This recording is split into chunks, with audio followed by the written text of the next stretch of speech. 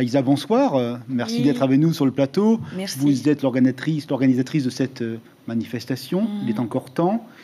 Dites-moi, qu'est-ce que vous avez recueilli comme doléances? Qu'est-ce que vous ont dit aujourd'hui les Tahitiens? Puisque, quelque part, vous avez tenté de cerner leurs paroles sur l'environnement. Qu'est-ce que vous avez recueilli dans vos cahiers? Alors, il y a eu plusieurs thèmes qui sont revenus, comme par exemple consommer intelligemment. Donc, plusieurs personnes pensent qu'il faut aller vers la consommation de proximité. Et d'ailleurs, en faisant ça, on va peut-être là créer des emplois. En permettant aux gens d'acheter juste à côté. Arrêter peut-être aussi l'importation, donc tout ce qui est importé, par exemple sur des fruits et légumes qu'on peut faire ici chez nous. Déjà, faire ce choix-là, ça serait très bien. Et les gens vous ont dit, ce sont de bonnes pistes, c'est eux qui vous ont dit qu'il faut aller vers cette direction. Pas que. En fait, on a eu à peu près 200 personnes qui ont donc témoigné et on a recueilli leurs doléances. Ouais. Et donc, il y a aussi l'autoresponsabilisation. Donc, chez soi, les petits gestes. Il y a aussi arrêter aussi de mettre des projets en marche tout en détruisant la nature, au détriment de la nature. Donc peut-être aller vers quelque chose où, voilà, ce qui est revenu, c'est on devrait respecter la nature. On devrait, c'est pas à nous, c'est pas à la nature de s'adapter à nous, c'est à nous de nous adapter à la nature. Est-ce que vous pensez que vos concitoyens de Tahiti, de Polynésie, sont justement très motivés pour défendre l'environnement, ou il y a encore une forme de laxisme ou de distance par rapport à ça, culturelle? Je peux vous dire que quand on a fait le tour, on pensait justement à ça, cette forme de laxisme. Eh ben non. Les 200 personnes que nous avons questionnées, tous prennent conscience qu'il y a un problème au niveau de l'environnement. Et ils sont d'accord pour faire des efforts, de ne plus jeter les canettes au bord de la route, oui, les papiers, etc., il y a eu des personnes, les déchets dans la mer? Oui, bien, il y a des personnes, en fait, en tout cas, on a constaté l'incivisme. Hein, partout où on est parti, il y a un gros problème à ce niveau-là. Les gens jettent par terre sans aucun... Enfin, à chaque fois, c'est le constat. Mais il y a aussi des personnes qui ont demandé que ce soit... qu'on fasse plus de sensibilisation. Ils ont dit, ah, mais c'est bien comme vous.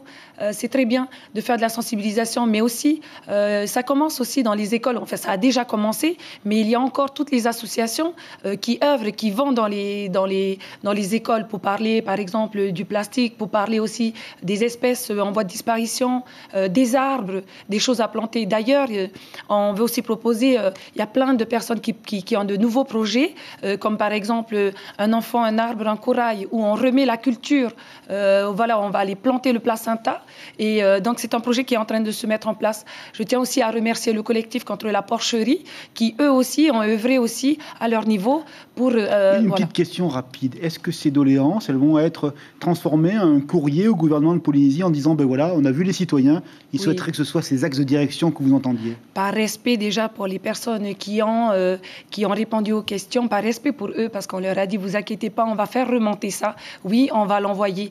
Et ils ont même demandé aussi, il y en a plusieurs qui ont dit, voilà, il faudrait que nos politiciens, qu'il y ait une personne, par exemple, qui le fasse... qui ne soit pas avide, et c'est avec cette personne-là qu'on va pouvoir changer les choses. Voilà.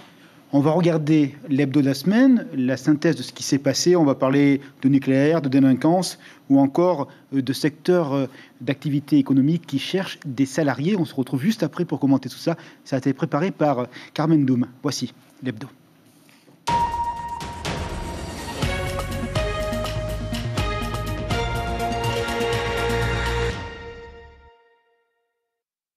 En clair, le CIVEN a la capacité légale de renverser les présomptions de causalité au cœur de la logique d'indemnisation depuis la loi EROM de février 2017. Selon l'avocat de Moruroa et Tatou, Lana Tetouanoui ne pouvait pas ne pas le savoir. L'amendement qui nous intéresse aujourd'hui est directement lié aux travaux qu'ils ont réalisés avec sa commission, laquelle avait été prévue dans l'amendement du gouvernement. Ça veut dire que l'État, en réalité, reprenait de la main droite ce qu'il retirait de la main gauche. Se pose la question de la légalité de cette disposition qui a été insérée dans une loi de finances. Les juristes des associations de défense des victimes des essais nucléaires étudient les possibilités de recours. Sur la route, où le chiffre des homicides involontaires explose, 63% de plus l'an dernier par rapport à 2017. Les viols et les agressions sexuelles sont en hausse selon le parquet. 300 procédures, soit 16% de plus que l'année précédente, surtout au sein des familles. Les vols simples, eux aussi, continuent d'augmenter de près de 24%, ce qui représente 1650 procédures. J'ai demandé au DDSP qu'ils mettent des actions spécifiques sur le sujet précisément de la conurbation urbaine de Papeete. Les affaires de stupéfiants ont fait un bond de géant, une vingtaine de gros dossiers l'an dernier, 44% de plus qu'en 2017, une lutte acharnée qui ne faiblira pas selon les autorités judiciaires. Le couple interpellé gardait la bâtisse, mais fabriquait aussi de l'ice dans la cuisine. Un mélange dangereux de médicaments et de produits chimiques en vente libre. Ces deux personnes ont reconnu les faits, indiquant qu'elles fabriquaient de l'ice, effectivement, en vue de vendre ce produit stupéfiant et également pour financer leur toxicomanie. Quelques kilomètres plus loin, au domicile des suspects, les gendarmes sont aussi intervenus. Ils n'ont trouvé sur place que les enfants laissés seuls. L'enquête autour de ce laboratoire artisanal se poursuit. Les peines encourues peuvent aller jusqu'à 20 ans de prison. On a certains secteurs dans lesquels on a du mal à recruter, notamment ce qui est développeur dans le domaine informatique ou alors des métiers très spécialisés dans les îles éloignées. Les entrepreneurs peuvent recevoir des aides à l'image d'exonération possible durant 2 ans si un CDI est conclu. Vu les annonces, il y en a une ou deux qui est dans mon profil. Si je peux trouver des formations, le premier truc qui me vient, je le prends. Roland a appris à la radio qu'il y avait eu un accident d'avion à Moorea. S'en sont suivies de longues années de procédure avec le sentiment au procès d'être méprisé. J'avais l'impression que c'était rien, c'était 2 fois rien. Je ne citerai pas de nom. Nous, pendant 12 ans, c'est comme si c'était hier. Son père, sa belle-mère et sa sœur continuent de vivre, amputés jusqu'à leur mort d'une partie d'eux-mêmes. Voici pour la synthèse de la semaine. Là, on a vu qu'il y avait beaucoup de problèmes sur le vivre ensemble, notamment avec la délinquance.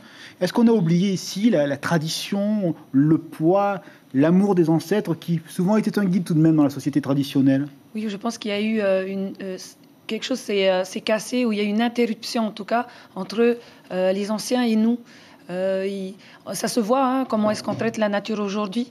Et puis notre façon aussi de faire la fête ensemble et tout. Avant, c'était beaucoup au ukulélé. Maintenant, c'est passé au blues, avec de la musique un peu incompréhensible pour les anciens.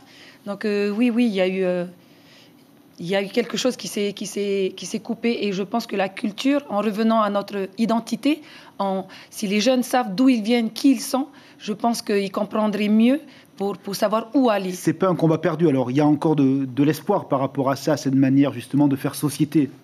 Je pense que la réponse est dans la culture. Si on sait qui on est, on saura où aller et on saura protéger notre nature. Il faut qu'on revienne à nos sources et au respect, justement. Nos ancêtres vivaient avec la nature et ils savaient y faire. Et aujourd'hui, je ne sais pas ce qui se passe, on a oublié que la terre peut nous donner à manger. Vous pensez qu'on maltraite la terre parce qu'on ne s'aime pas soi-même, parce qu'on a perdu l'estime de soi et la terre, c'est un peu l'être que l'on est et comme on ne s'aime pas, on maltraite, on blesse la terre? Je pense que c'est tout un système en fait qui nous a amenés jusque-là. Le système a fait qu'on oublie un peu la terre, c'est devenu juste un endroit pour mettre une maison dessus et puis c'est tout, alors que c'est faux. Personnellement, j'ai mon petit faapou et je savais pas que j'avais la main verte. C'est génial, comme les concombres donnent facilement tout ce qu'on a. Est-ce qu'il faut avoir un développement raisonné? On a vu beaucoup de problèmes d'incendies, d'inondations meurtrières, notamment en Australie, aux États-Unis. Est-ce que vous pensez qu'il faut revoir la manière de penser justement le territoire, l'urbanisme, pour être sur des unités plus réduites, différentes? Oui, alors je pense qu'il faut revenir à une échelle humaine. Donc plus petite. Rien qu'ici, quand on regarde les infrastructures, on a des inondations. Toutes les années précédentes, on a eu beaucoup d'inondations. Et les infrastructures qu'on a aujourd'hui ne sont plus adaptées. Et je crois qu'il faut absolument réfléchir à ça, parce que ça a doublé en intensité et en volume d'eau. Donc voilà, il faut y réfléchir. Et de toute façon, on prépare quelque chose à transmettre au gouvernement. Très rapidement, est-ce que vous êtes optimiste? Est-ce qu'il y a vraiment beaucoup d'espérance pour ce combat? Parce que vous êtes bénévole et d'autres militants avec vous. Ce qui vous fait tenir, c'est de dire demain, ça sera différent, ça sera un autre changement qui nous attend, un beau changement? Oui, et je crois qu'il ne nous reste que ça et je suis sûre qu'en fait, j'ai comme l'impression que nos ancêtres sont en train de nous réveiller, les petits bébés polynésiens, et je crois que c'est pour ça que je suis venue aussi. Merci beaucoup d'avoir accepté notre invitation pour nous parler de cette opération. Il est encore temps, une opération décidée notamment par l'ancien ministre Nicolas Hulot. L'information en continu sur Polynésie la première, Internet et réseaux sociaux.